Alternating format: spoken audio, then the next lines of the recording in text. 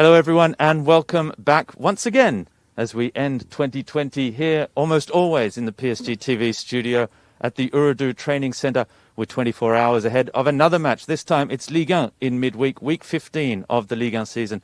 Paris Saint-Germain versus Lorient at the Parc des Princes tomorrow night at 9 p.m. with me, Robbie Thompson, Ambre Godion and Coach Thomas Tuchel.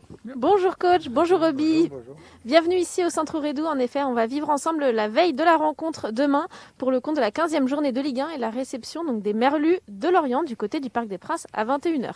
Lots to talk about, Coach. First of all, the squad. We saw the pictures of Neymar heading off. Do we have any more update? We know that nothing's broken, at least at this stage. Yeah, not too severe, not too big, the injury. So we have another examination tomorrow. And I cannot say he will play against Lille, but I can also not say that he is totally impossible. Okay. So this is the good news. Ok, on y ajoute donc Juan Bernat, Mauro Icardi, Pablo Sarabia et Abdou Diallo, a priori. Oui, ça suffit. Si j'ai tout bon. Ça voilà, suffit. Ça suffit. Oui, ça suffit. Coach, vu qu'on est sur les mauvaises nouvelles, j'enchaîne. Malheureusement, cette semaine, on a vu le décès de Gérard Houllier, qui était une figure importante du football français et du Paris Saint-Germain, où il a entraîné. On imagine que vous avez vu la nouvelle et que oui, c'était un grand surpris.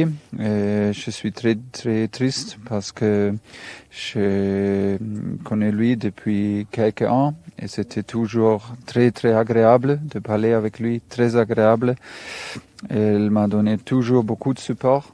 Il était très très très sympa et c'était toujours une inspiration de parler avec lui. Et c'était, comme j'ai dit, grand surpris et je suis très triste. Like everyone at Paris Saint-Germain, I think he was the coach of the first Ligue 1 title back in 1986 for Paris Saint-Germain. The other news yesterday, on a sporting note, was the Champions League draw. We now know that we will take on Barcelona at the Camp Nou in February and then at home in March. How do you see that draw? We knew it was going to be one of the best 16 teams in Europe, and it is. And it is for sure. So it was maybe one of the hardest draws you can get, maybe the hardest. Big club, big rivalry, and big club and big quality, that's for sure. It's a bit early to talk about it because we don't play next week, we don't play in 2 weeks, we play in the middle of February. So for me it's important that we accept this challenge, and we will for sure. It will be a big game in huitième finale. But reality is now to arrive there in good shape and with good results, and that means reality is now Ligue 1. Okay, we have time for the newspaper headlines before on a the le temps. game. On a le temps pour parler du Barça, mais pour finir, on n'a pas le temps pour parler de Lorient, coach. Après Lyon, vous avez dit que les joueurs n'étaient pas forcément prêts mentalement. Après plusieurs semaines où on le sait, c'était assumé. On était focalisé sur la Ligue des Champions. Désormais, c'est la Ligue 1. Il faut retrouver le fauteuil de leader. Comment on fait pour être prêt mentalement maintenant? Oui, j'espère vraiment que tout le monde a maintenant compris que ça suffit pas. Je sais bien que c'est exigeant pour tout le monde, pour le staff et pour les joueurs de toujours combattre. Après le succès dans la Ligue des Champions avec beaucoup de pression, c'était une phase de décompression, oui, pour quelques jours. Peut-être chez moi, personnellement, je n'ai pas attendu cette décompression. Si je fais mieux, peut-être c'était le moment pour changer plus. Je n'ai pas fait ça. J'ai eu confiance aux joueurs parce que c'est aussi une situation de habitude pour nous qu'on doit toujours montrer. Et pour ça, j'ai décidé de rester l'équipe presque sans changement pour continuer. Mais voilà, je peux seulement répéter que c'est comme ça. On n'était pas prêt mentalement pour jouer cette match. On a eu des statistiques défensivement horribles. Ça veut dire l'effort était pas assez pour gagner. Et peut-être c'est bien à la fin de perdre si nous sommes pas capables de donner tous. C'est peut-être mieux qu'on perde parce que ça c'est la vérité. Maintenant, on a parlé avec des joueurs hier. Aujourd'hui, c'est pas le moment encore de parler de cette match-là parce que on a un autre match demain. Mais ouais, encore, c'est un moment pour recommencer. Très Très bien, merci coach. Bon, on vous laisse commencer la conférence de presse. Ça commence dès maintenant pour se remettre dedans. Yeah, I think we'll have a few more questions possibly about the match on Sunday night. The coach is ready for the press conference. Let's go. Et on vous retrouve juste après.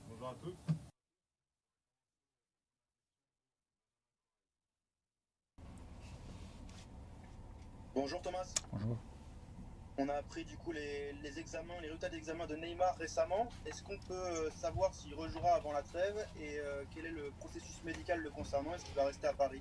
Je peux seulement dire que c'est pas impossible qu'il va jouer pour nous.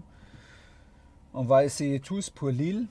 Je ne peux pas dire oui ou non, mais on doit attendre une examination demain et après on peut dire plus de détails.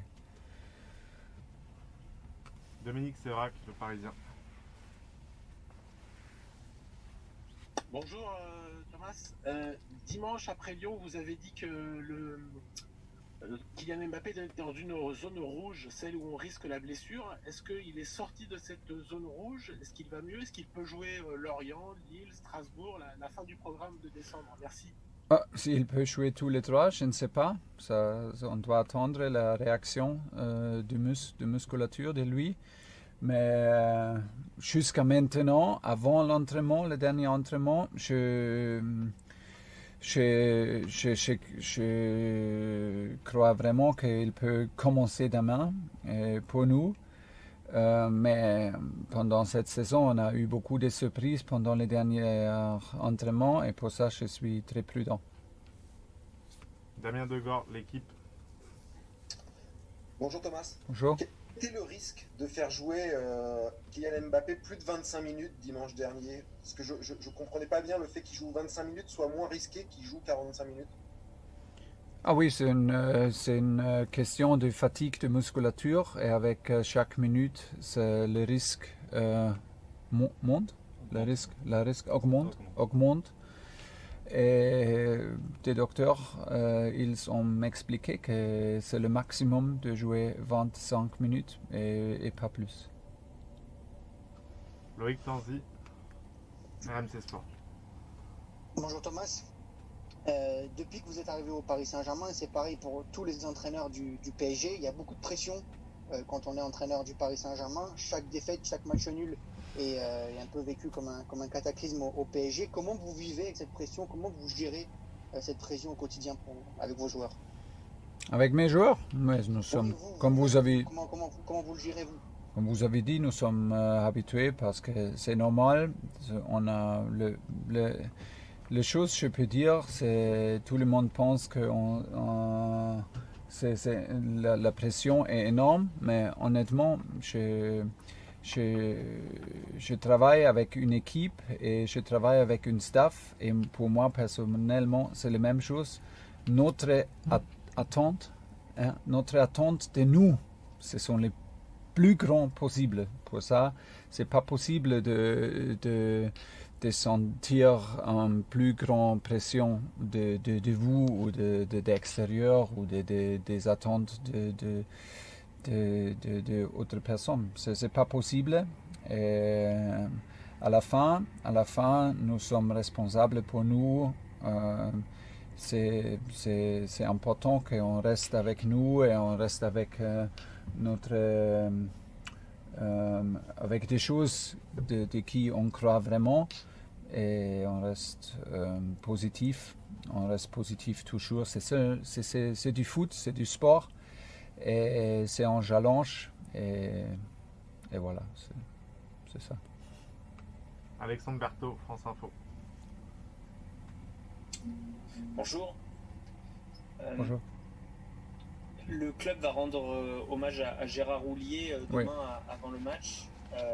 Je voulais savoir si vous, personnellement, vous aviez étudié Gérard Houllier quand il était manager, ses tactiques, si vous avez influencé de quelconque manière dans votre carrière, quel message vous aviez apporté après sa disparition.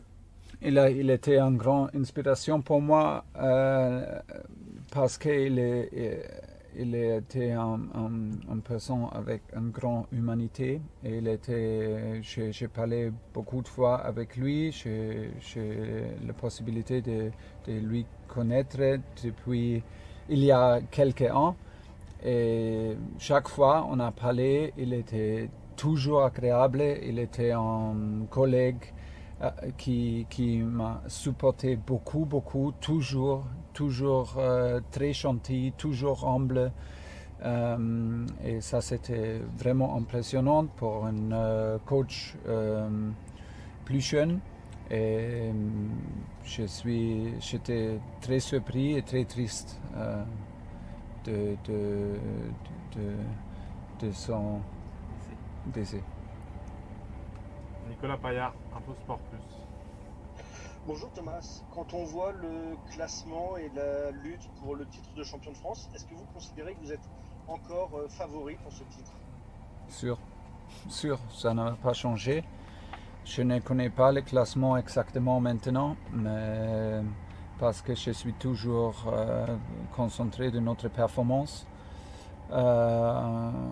C'était pas une performance assez pour PSG, c'est absolument clair le match dernier, mais nous sommes les favoris et ça va pas changer. C'est notre responsabilité qu'on a perdu trop de points, c'est absolument clair et il y a beaucoup de possibilités de faire mieux et c'est aussi nécessaire bien sûr.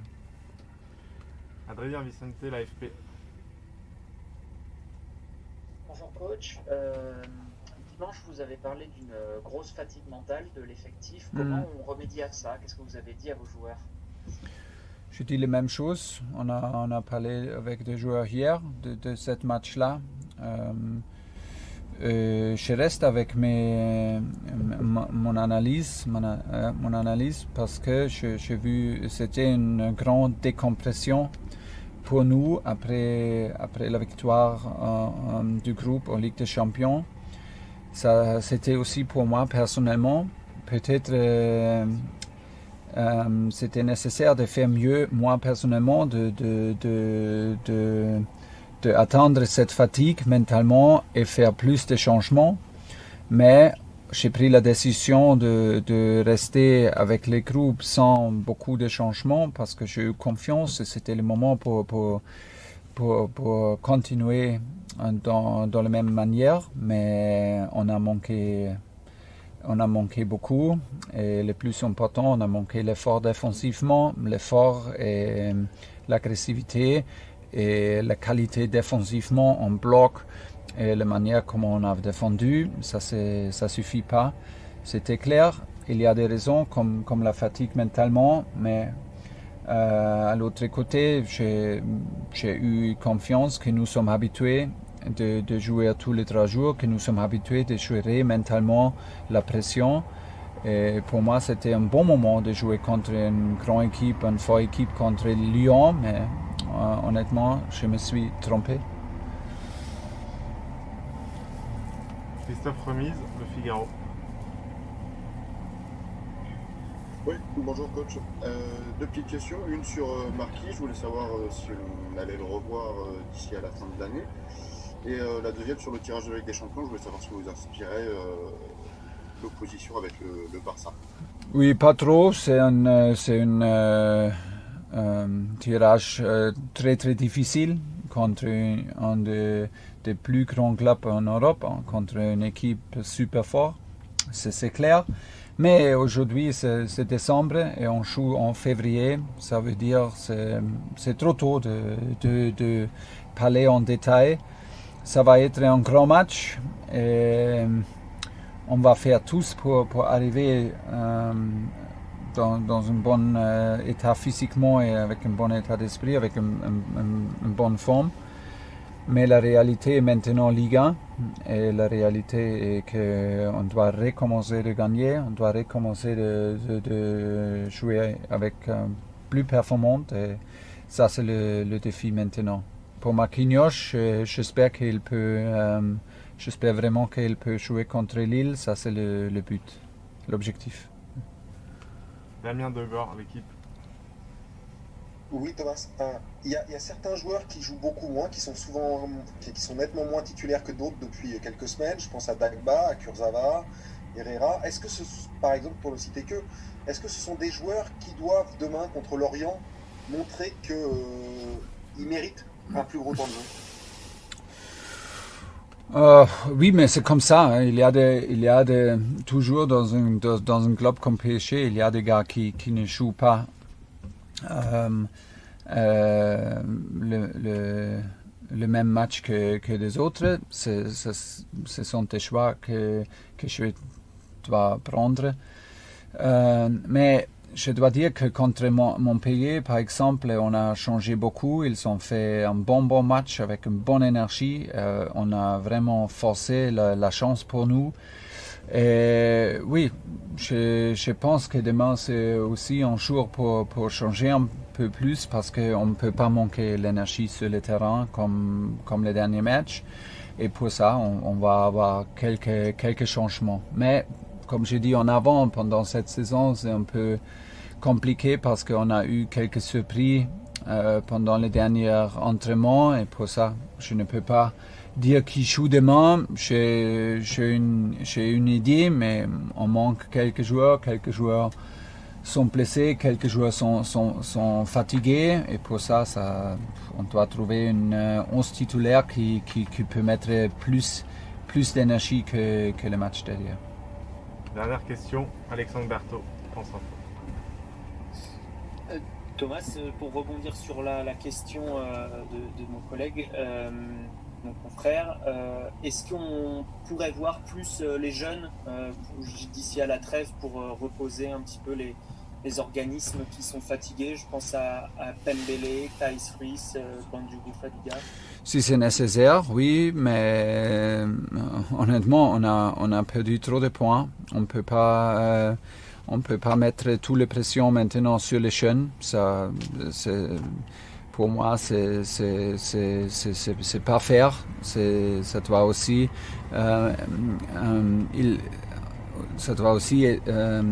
être une situation plus facile pour les jeunes, pour jouer avec un bon sentiment, avec beaucoup de confiance, parce que ça c'est nécessaire. Mais ils ont toujours la possibilité, toujours. Si on a, pour entrer dans le match, et si ça c'est nécessaire qu'ils doivent jouer, on va laisser jouer. Mais au moment, c'est nécessaire qu'on a des gars qui sont plus fiables parce que plus expérientes, qui doit commencer demain. Et voilà, mais des jeunes, ils ont toutes les possibilités, toujours. Merci. Bonne journée.